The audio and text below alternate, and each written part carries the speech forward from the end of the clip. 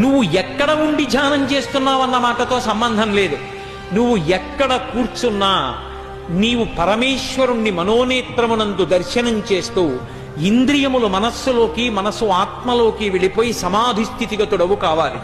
అలా వెళ్ళగలిగినటువంటి స్థితి అంకురిస్తే ప్రాణోత్కరణమవుతున్నటువంటి స్థితిలో కూడా కపాలాన్ని భేదించి ఆ ద్వారము గుండా బయటికి వెళ్ళిపోతాడు.